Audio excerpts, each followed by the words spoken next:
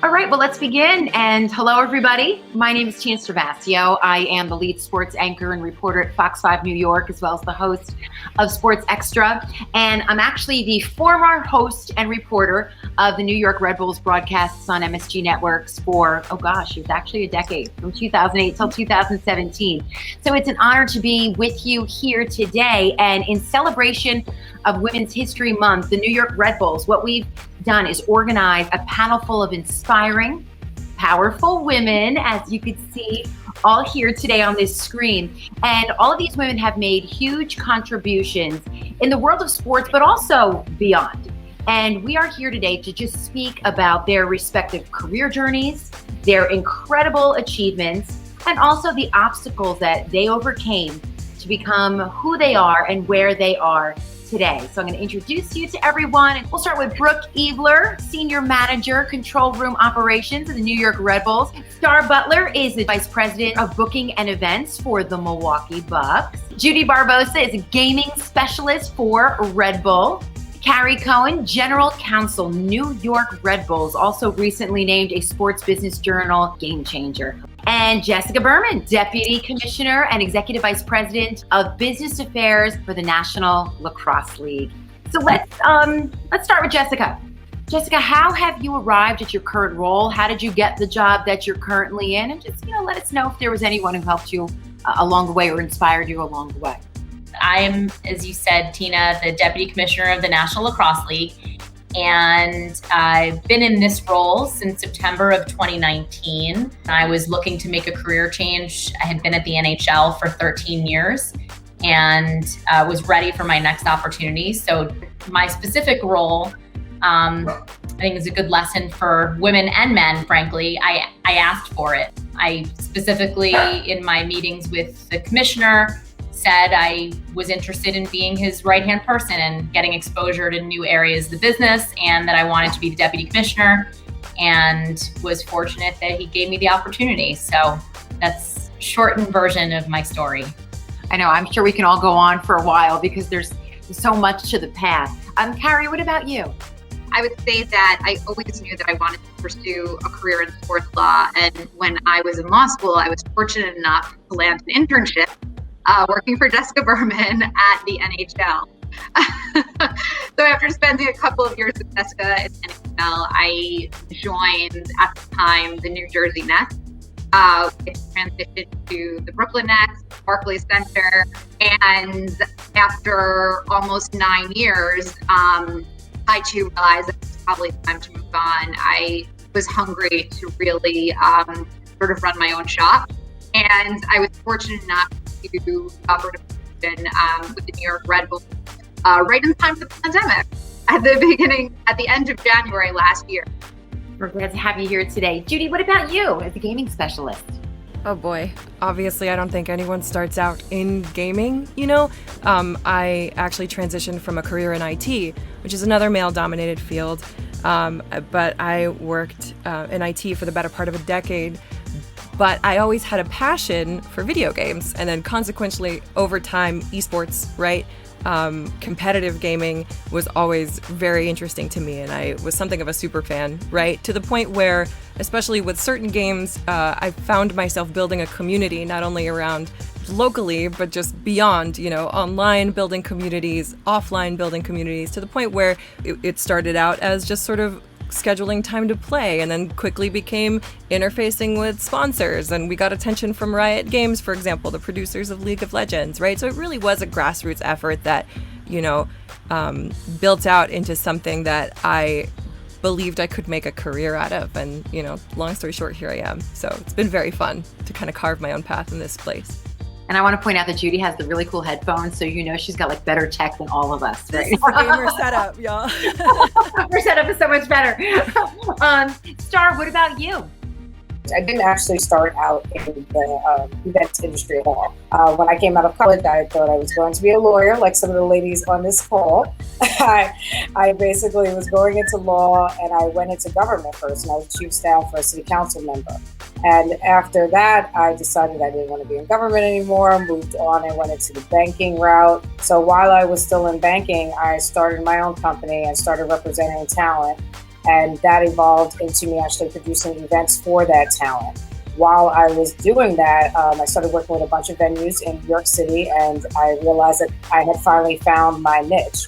And that was actually booking for venues. I was fortunate to get reached out to by CEO Scott O'Neill over at Prudential Center. I was able to work myself up to director of booking events. And then I was reached out to by the Milwaukee Bucks, and now I'm with the Milwaukee Bucks, and it's been a phenomenal career. Well, Star, congratulations on your new job. Thank you. Thank you. And Brooke, what is your path? How did you get to your role? Yeah, well, I guess am one of the also lucky ones that has actually worked in sports production my entire career. So my degree is in studio production. So I'm also one of those people who actually uses the degree they went to school for. And my internship was actually with our friends down I-95 with the Philadelphia Union. And then within the sports production field, it's really about networking and who you know. So if you work in one venue, it's likely going to be the same guys that are working at the other venues. So you get in that way. I worked just about every venue in Philadelphia right out of college, building up my resume. And then I moved to D1 Athletics. My role there was both the live streaming of the athletic events and also running the YouTube channel. So one woman show for 23 Division I sports. Got a little burnout doing that. I'm not afraid to admit that. But, deciding which hat I wanted to wear, the post-production or the live production, helped me decide where I was going to go next. Obviously, I chose live production because now I am with the Red Bulls doing the game day presentations. So now we're here. Well, it's awesome. Thank you, everybody, for sharing all of that. And I'm one of the rare ones too, Brooke, that I have a degree in journalism and my concentration was sports journalism. So I am lucky to actually be utilizing my career. I've wanted to do what I'm doing now since I was 10 years old. So I'm lucky to do that. But it was quite a journey, a lot of ups and downs for sure. So that also brings me just to the next question. And anybody could kind of chime in here. Maybe you can even bounce off each other. Just some of the challenges, but with those challenges, what are those rewards? Whether it's just in the role you're in, whether it is just your overall career, because I kind of look at it like myself as a career. There's been many challenges, many no's. So what else can we all share about our challenges as well as rewards in the positions that we're in that can help others? Really, the struggle for me in my industry is it's dominated by, to put it quite frankly, old white guys, right? Tina, you know your engineering department. Mm-hmm. So coming from the collegiate world where you're basically in a teaching role, right? So I would get students, they were my staff, and I would teach them how to do what I do. Whereas when I came to the Red Bulls, I inherited a staff of industry veterans that has been doing game day productions for decades. There's guys that have worked Super Bowls in there, World Cups. So in my mid-20s as a female coming in and say, hey, you get to listen to me now, that was a struggle. You kind of have to earn a little extra respect.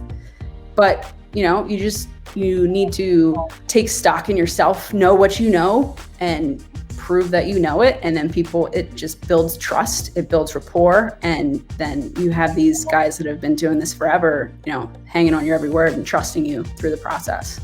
So I can say majority of the positions that I've held thus far, I'm the first woman in my position, and then we take into women of color, I'm the first woman of color, and sometimes it's industry-wide, I'm the first. It wasn't necessarily until recent years where I'm like, wow, I have been the first person, and then it started to make sense, when I actually settled into it, oh, that's why such and such happened.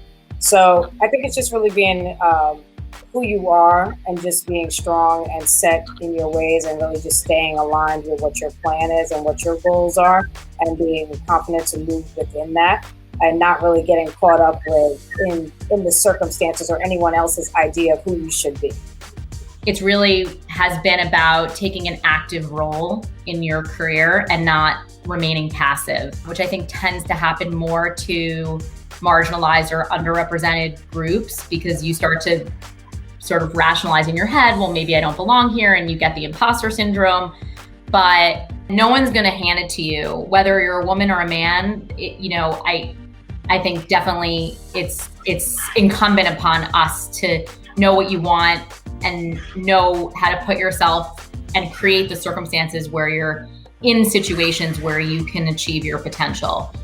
I mean, it's hard to top some of these statements because they're so salient, right? Like across everything, it just resonates so much with me as well, both in IT and then also in gaming, still very male-dominated spaces. And like needlessly, there are so many women who are involved in technology, so many women who are diehard gaming and even esports fans. So it's strange when not only do you want to make this a career and it's such a new space that maybe the roles don't exist yet that you're trying to create, right? So not only are you carving your path in the industry itself, but it's an industry that doesn't understand how valuable it is to represent this demographic too, you know? It's really about knowing what you do it for on top of, you know, your confidence and you know, being respecting your own skills and stuff, but also like really remembering what you do it for, which is the passion for the thing you love. So at the risk of sounding redundant at all here, I would say one of the biggest challenges is remaining motivated. After, you know, you work very hard to get to certain positions, you study, you network, and then to have people not disregard. At one time when I was at the Nets, I was negotiating a deal.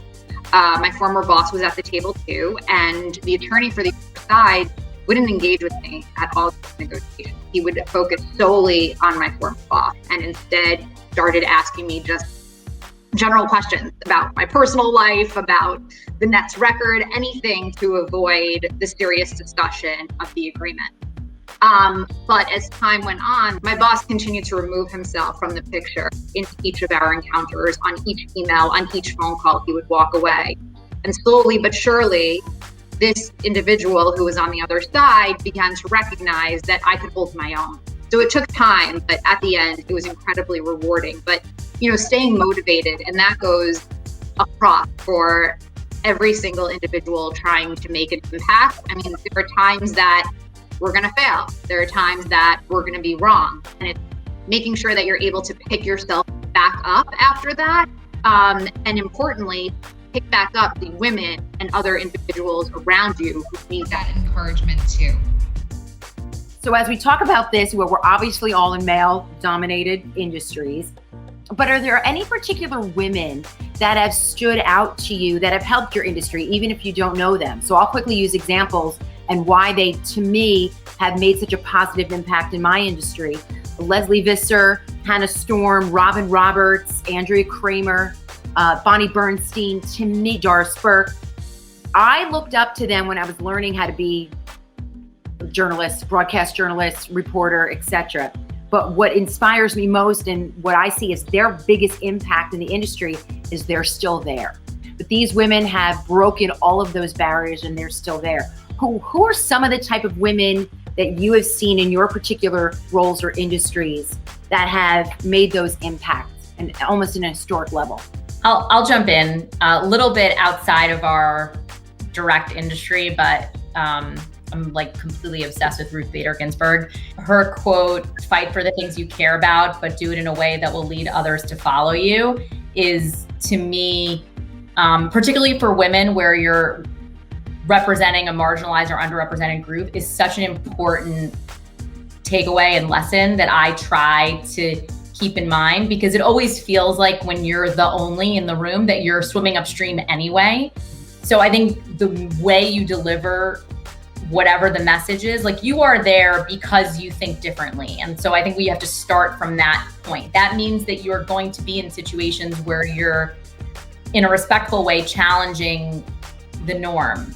That's the whole reason that diversity matters, is because you want to bring people together who can have respectful debate and discourse that leads the business to a better decision. And, you know, I just feel like particularly for marginalized and underrepresented groups, I think it's just so important to show up as your authentic self and be comfortable challenging the comfortability of the norm, but do it in a way that people can feel good about and allow people to sort of save face and walk away from the disagreement respecting you. So similarly to Jessica, mine really wasn't anybody in the industry because it wasn't a lot when I first started to even look at within the industry. But I look at women like Oprah and Queen Latifah. And my reason being is really that I love women that are able to dominate different spaces and they're not afraid to basically venture out and try new things. You know, I just like people that really just come into it and they're like, okay, I'm good. I'm going to get great people around me. I have a bunch of inspirations and desires inside of me that I want to fulfill. And I'm going to continue on a path. I'm not going to just pigeonhole myself into one thing because I know that I can expand and basically conquer multiple things within this lifetime. Yes, Star. I love that about Oprah. She, it's like a connector. I mean, when you look, Rachel Ray, I mean, you think of people that were on her show just as guests doing a little segment and they spun off an entire career because Oprah gave them that opportunity. She was the first one. Spanx were like $5 in like Nordstrom in the back and she found them and it was her favorite thing. And Sarah Blakely becomes a billionaire, like almost like that. So it's, you know, the touch of Oprah, but she goes out and does that for other people. That's what stands out. So for me, one person who comes to mind, well, in addition to everyone who's been named, and of course, Jessica Berman, another focus of mine is Michelle Roberts. She's the executive director of the NBA PA. And like, just let that sink in for a second, you know, just putting aside anything else that I'm about to say, that's incredible in and of itself. She's held the position, I believe, since 2014. And when she was appointed, received 32 out of 36 votes.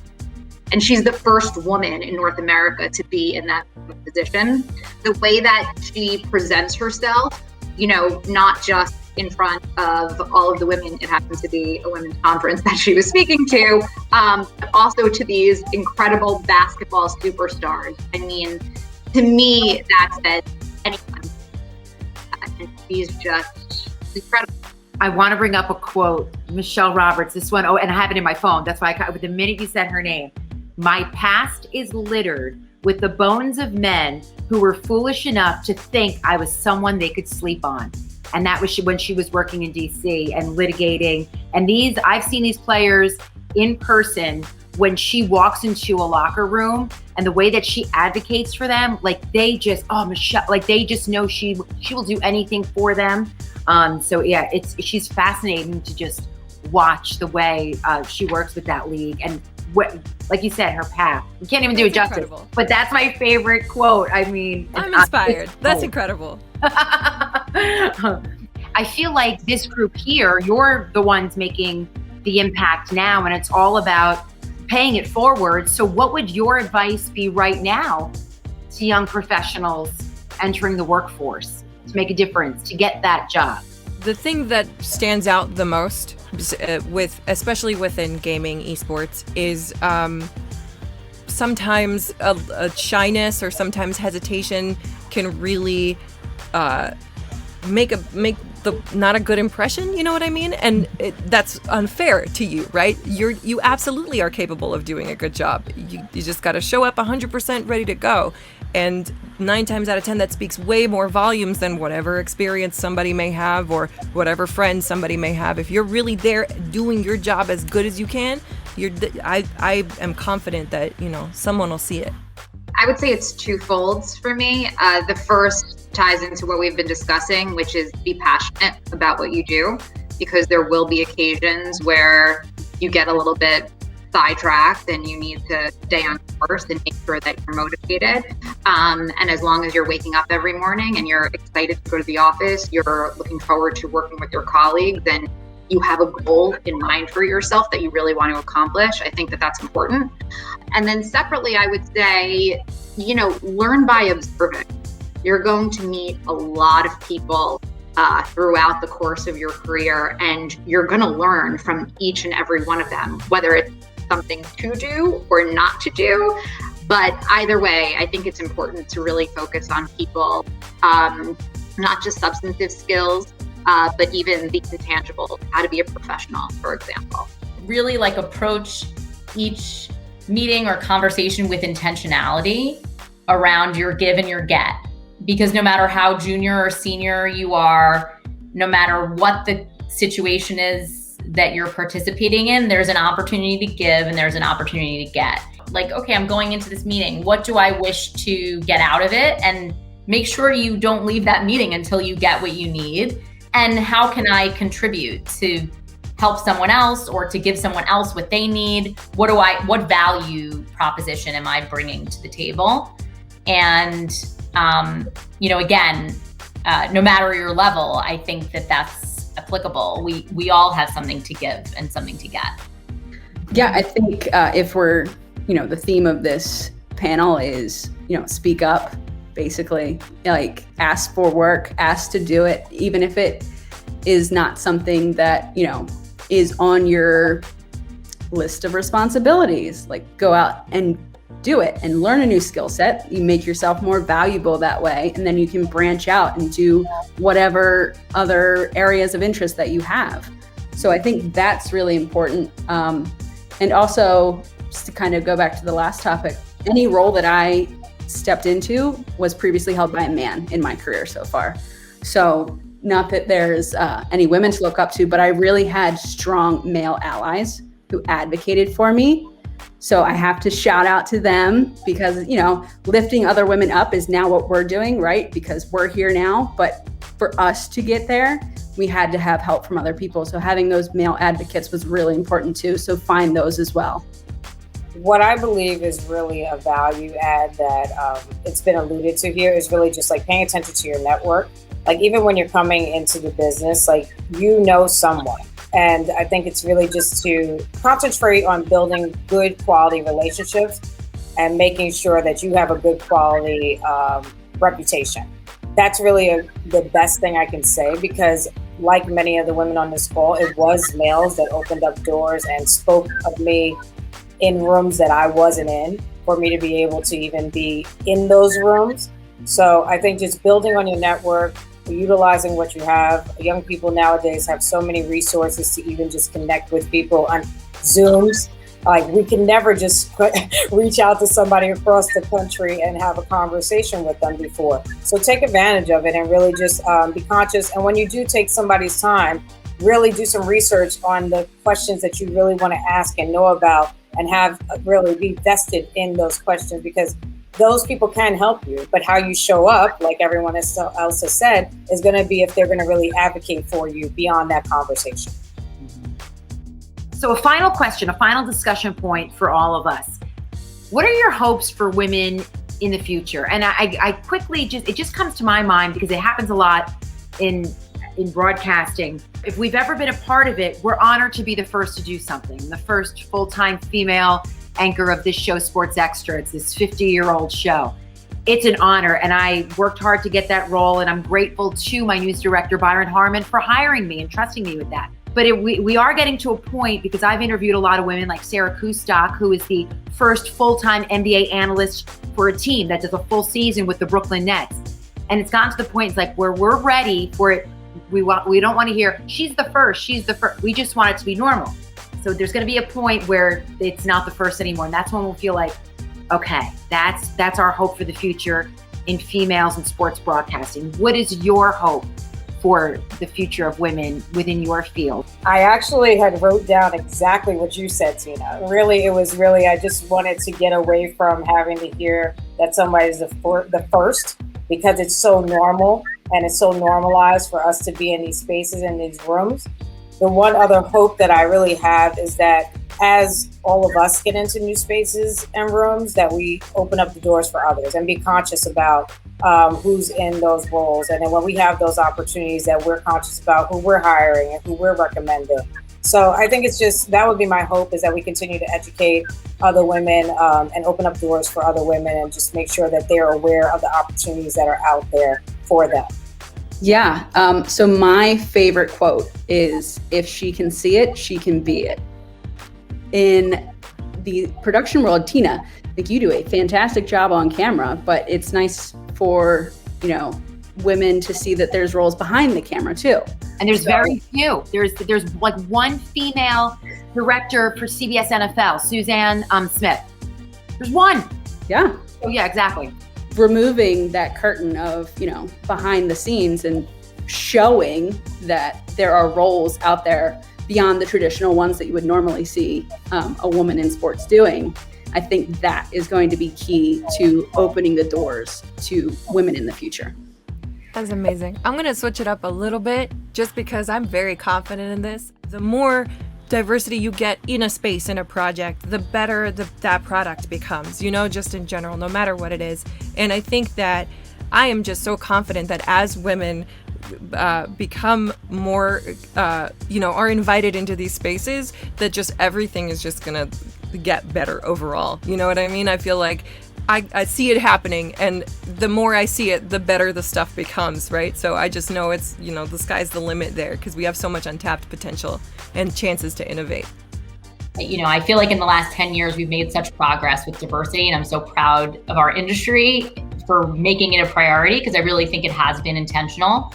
But the harder thing to fix is the inclusion part, that people actually feel like they can contribute, that their voice is valued and recognized and is worth the time. Because to your point, Judy, everyone will be better and our work product will be better if everyone has an opportunity to contribute and be their best self. I think that everyone said it perfectly. So I'll just recap to say that I hope women continue to shatter glass ceiling across all industries to the point where that they're really on equal footing with their male counterparts when it comes to title, compensation, and really most importantly, responsibilities. A lot of organizations, leagues, teams have diversity in the hiring policy, which is a great first step, but an even better step will be when we don't need those policies anymore in place. But I think a lot of it starts with educating our young children. Take your daughter to work day, but also take your son to work day so that he can see, because I have two sons, so I can't take my daughter, but also so that they can see what women accomplish and they can also really strive to be those allies of women. Because frankly, when we're all working together, that's how. Well, I want to thank all of you for participating and sharing your own personal history. I am humbled by everything that all of you women have done and accomplished and are going to do, and then also pay it forward to the future and our future generations. And of course, we want to thank the New York Red Bulls for organizing this panel. Again, we just hope that this conversation and anyone watching helps inspire just the next generation of young women to challenge the status quo. And I think that was the underlining theme in so many of your stories and your experiences. So any dream that you have, you see it, you can absolutely achieve it. So all the best to all of you. And thank you everyone out there for watching.